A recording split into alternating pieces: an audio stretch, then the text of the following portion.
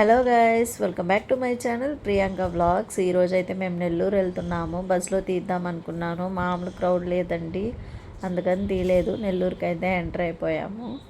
నెల్లూరుకు రాగానే మేమైతే మాల్లో దిగేసామండి. మాల్లో దిగేసి లోపలికి వెళ్తుండగా చాలా ఆకలిగా ఉంది పిల్లలకి అనేసరికి ఏమైనా ఫుడ్ తిందామని చెప్పి మాల్లో అయితే MFC chicken leg piece, wings, burger, coke అయితే తీసుకున్నామండి. టేస్ట్ అయితే మామూలుగా లేదు. ఇట్లా బయట ఫుడ్ అంత మంచిది కాదు, కానీ బయట ఫుడ్ చాలా టేస్ట్గా తింటారు పిల్లలు.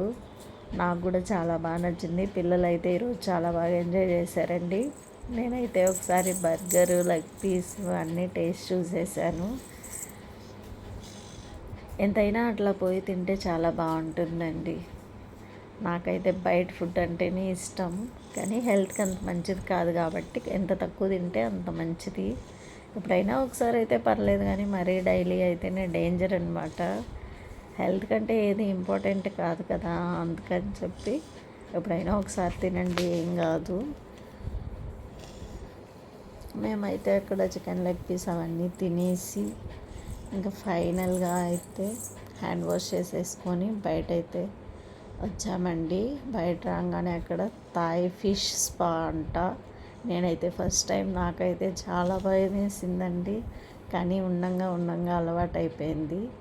అవి చేపలన్నీ వచ్చి అట్లా కాళ్ళకు చుట్టుకుంటుంటే చాలా గిల్టీ అనిపించింది.